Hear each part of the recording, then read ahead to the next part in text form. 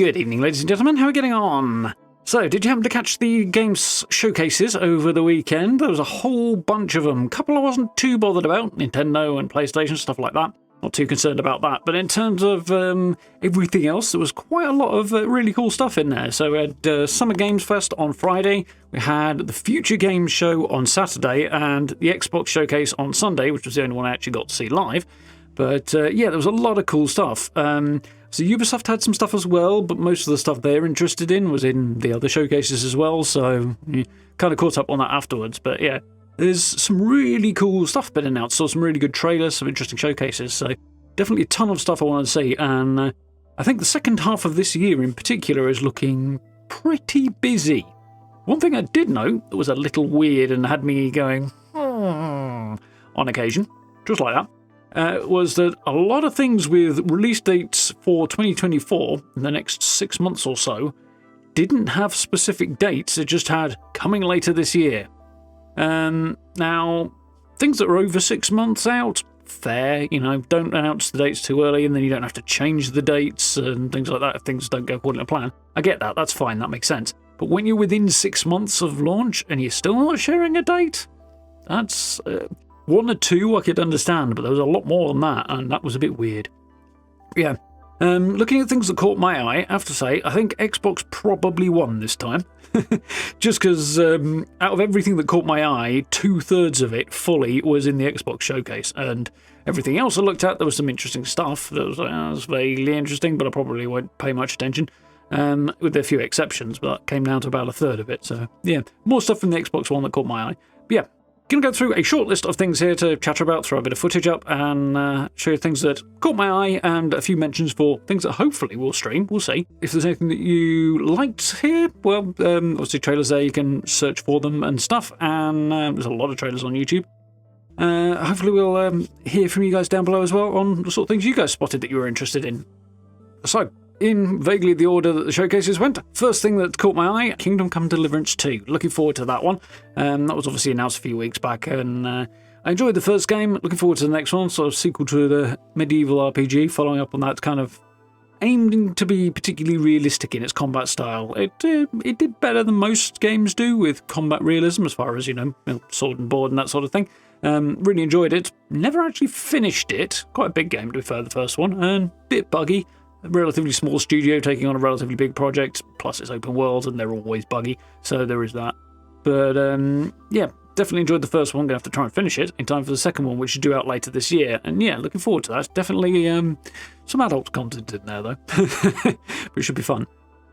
So the next one that has a good chance of being streamed potentially, depending on system requirements, that is, which is kind of true of all of these at the minute. Star Wars Outlaws. Shockingly, I'm into the Star Wars. Looks really cool, that. Somewhat open world Star Wars game based around a smuggler and pulling off a heist and getting a team together and having a bunch of adventures on planets both old and new. Should be good fun. I'm looking forward to that. There's some weird stuff out on the internet about it, but so far I'm quite interested, I think. It looks good fun. Characters seem appealing, the setting and the gameplay looks good fun.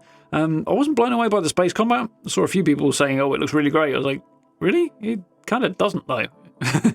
I wasn't blown away by that. The ground stuff, like when players on foot and stuff like that, and the speeder bike, that looks really, really cool. But space combat, not too impressed.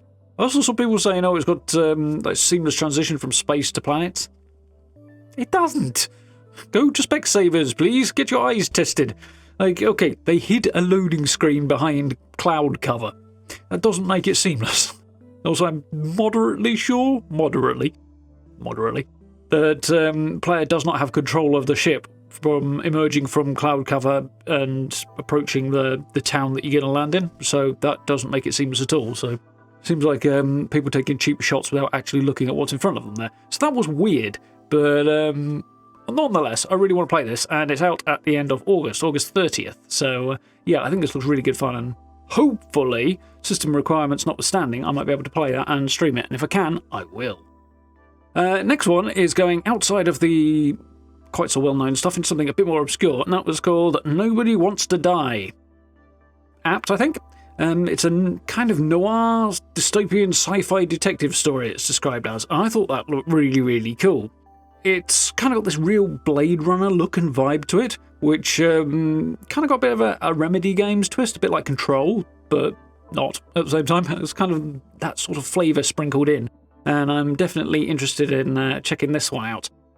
Funny given the Blade Runner comparison, because I, despite several attempts of watching that movie, have not got on with it very well so far, so I don't know. But yeah, this game does look quite interesting, so I'm going to be keeping an eye out for that one. I don't know if I'll be able to stream it or not, or fit it into scheduling because of the timing of this one. It is due out very, very soon on the 17th of July, which should be really cool. One thing I have noticed right through these showcases is a weird phenomenon, and this is the first game on the list that does this. A little bit of the design philosophy, be that around the art style or the kind of world design, or in some cases UI as well, looks like a game that was made by Ubisoft. This game was not made by Ubisoft at all, but it looks a little bit like it could have been. And there are a bunch of things on this list that we're going to come back to that also have that effect, only one of which is actually a Ubisoft game, the Star Wars one. You'd expect it there, but the rest of them was weird. Still, an odd observation. I don't know if it's a good sign, a bad sign, a sign of people shifting between studios or what, but it's odd. Anyway, moving on. The next one on my line is Once Human, and I've been checking out the demo for this, so if you're on PC, jump into the Steam Next Fest, and you can try out a free demo of it, which is quite expansive, actually. And it's fun to try that out free. It's an interesting sci-fi survival crafting game, wherein you appear to have some kind of metahuman superpower type thing. There's some kind of trans-dimensional invasion and substance that is mutating people and having them merge with technology and things like that. It's a bit weird. It's all very vague and weird, and then it's kind of post-apocalyptic because this weird stuff, this trans-dimensional thing happened and kind of wiped out civilization, and now we're surviving in the ruins. And there's a couple of factions out there as well. Building system in it is interesting, needs some work. There's a few bits that don't work very well, there's definitely bits missing. I built a house, and it kind of is somewhat similar to Fallout 76 building system. You got foundations, and then you put walls on it. But there's really good options for stairs inside your house. That came out quite well, a whole bunch of different options right at the start of the game.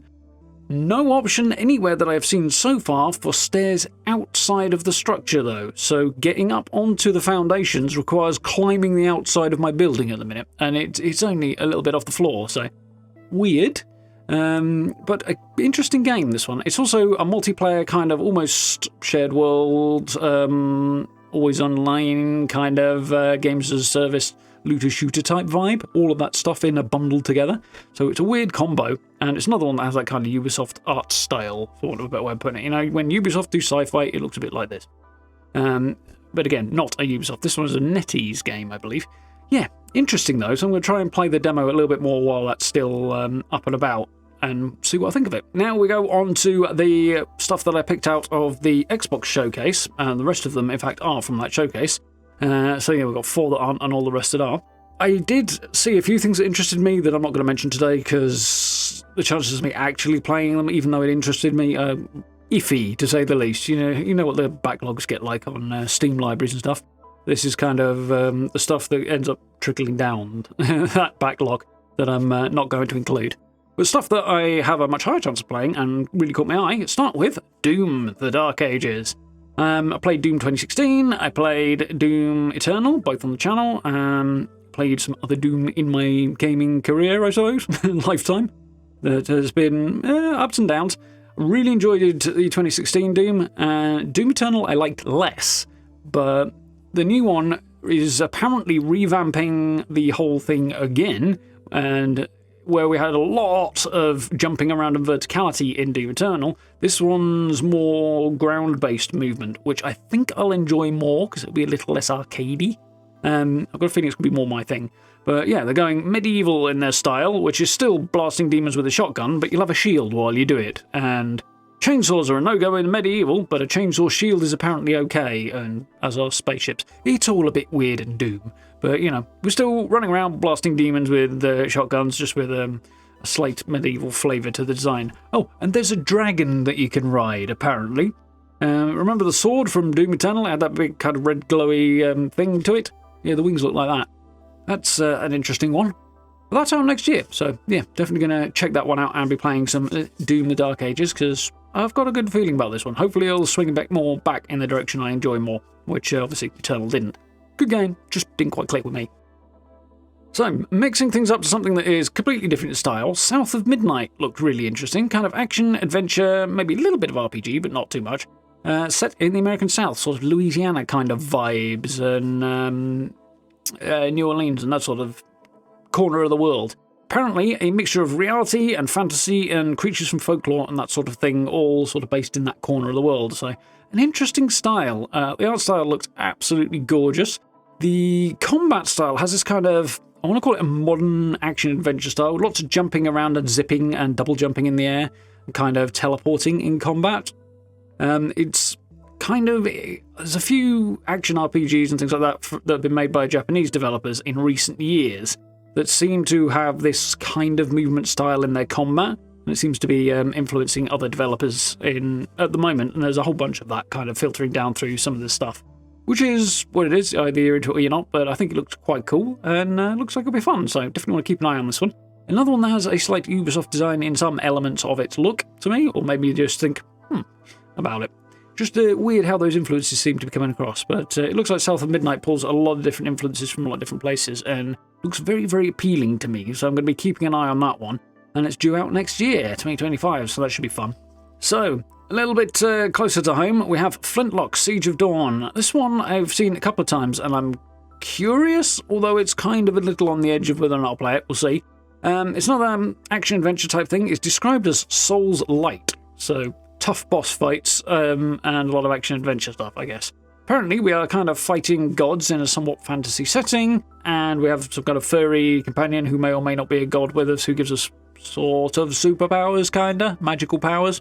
It looks quite interesting. It's worth having a look at the trailer anyway, if you're into that action-adventure sort of tough boss battles type vibe. Again, another one that gives me just a hint of that Ubisoft aesthetic in its design philosophy as well. I said this was going to come up a lot. There's a lot of things that just visually kind of go, huh? Okay.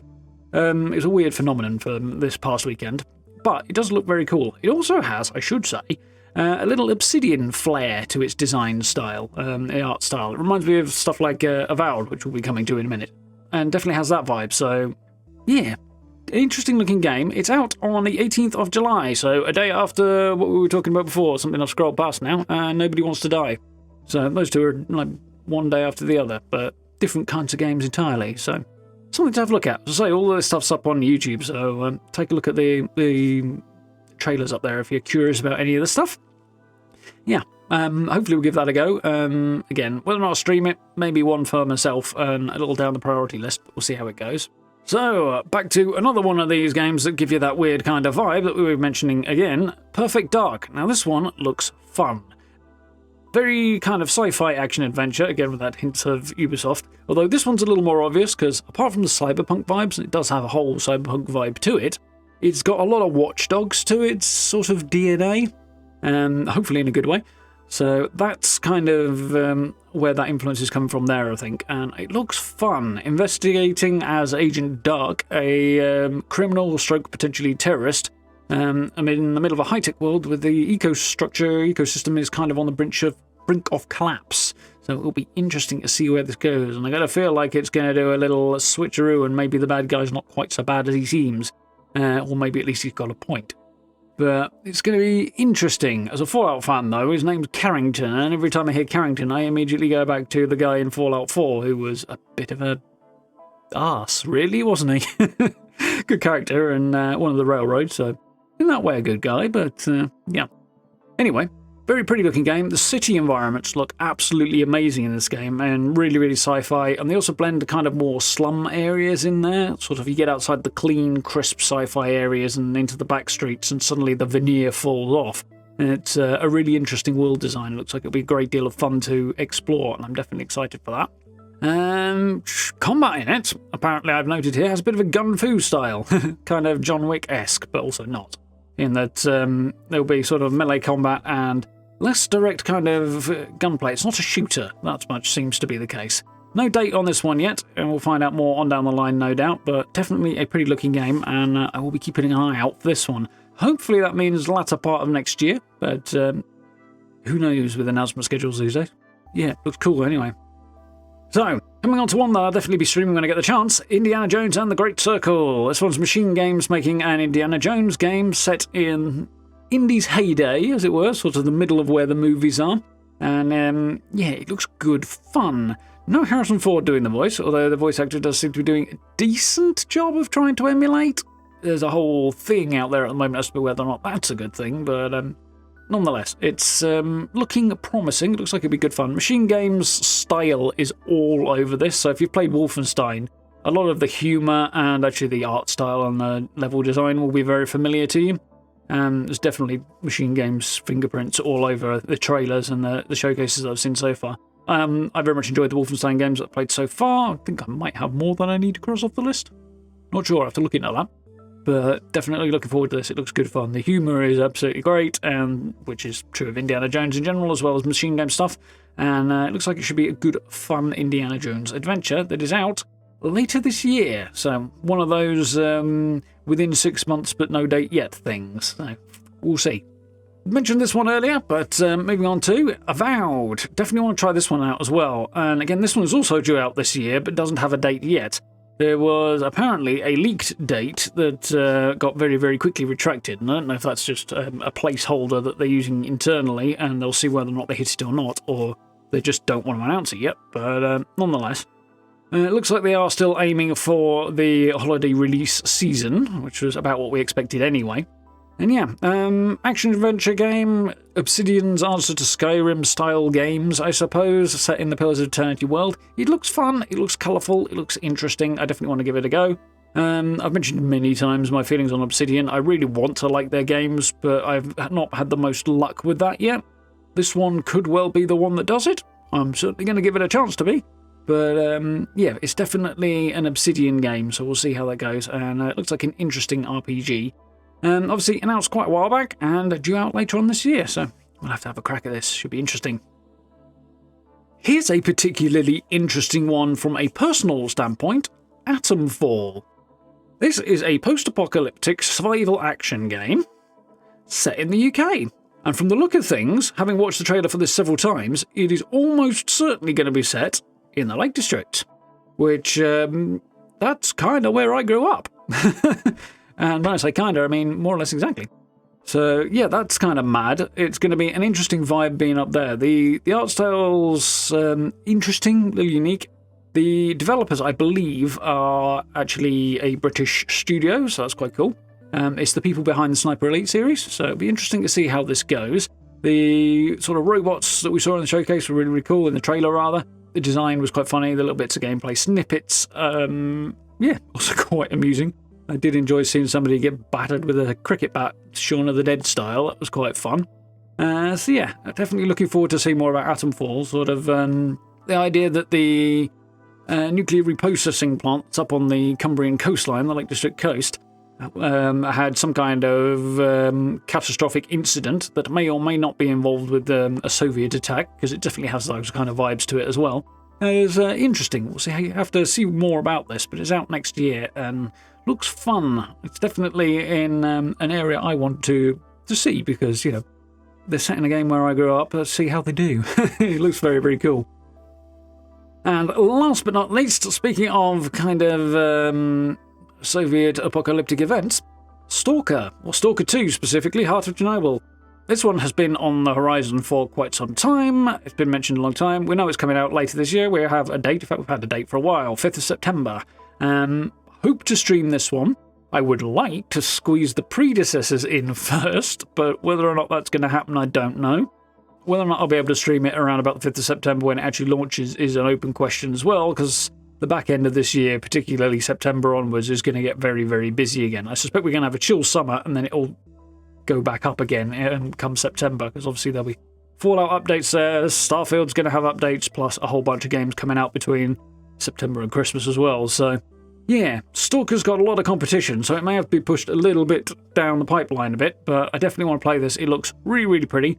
To be honest, I've seen a few games set in the Chernobyl exclusion zone. They're all pretty. I mean, the area is pretty anyway, but graphically and design-wise, they always seem to do a really good job with that. I don't know.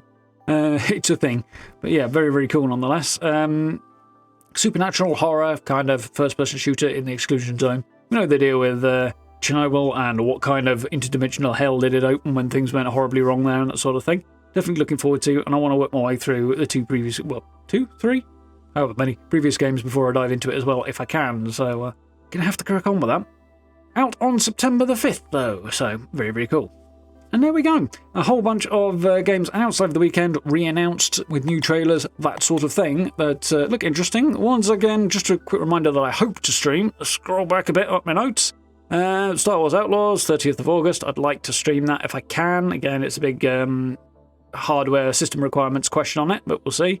I'm keeping an eye on Once Human. I'll make a decision on that. It's kind of on the fence at the moment. Doom the Dark Ages, that's definitely happening. South of Midnight looks really cool. Hopefully that one.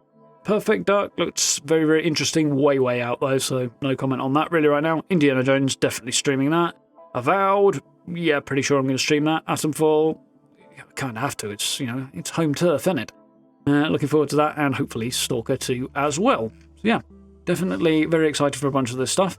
Yeah, have a look around on YouTube if you want to catch all this stuff out. There's loads of trailers and interviews and stuff obviously come up around this time of year as the non-E3 replacement thingamajig or whatever we're going through at the moment happens. So yeah, have a gander. Cool stuff.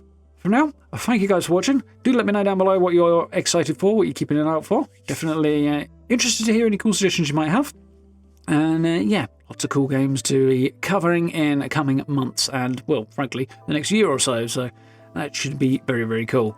So, if you guys enjoyed that one, interested in catching any of this stuff, or any of the Fallout, or Starfield, or any other bits and pieces that we're doing as well, Fallout 4's on the go as well at the minute, then likes, subs, notification bell, always appreciated. Social media links, merch store, and channel memberships down below as well if you want to support the channel. Very, very much appreciate that as well. And yeah, join us for live streams, as I say, we should have a lot of fun. Most of this stuff will likely be live streamed, if anything, so yeah, do check it out. But for now, thank you very much for watching. I look forward to speaking to you all very, very soon.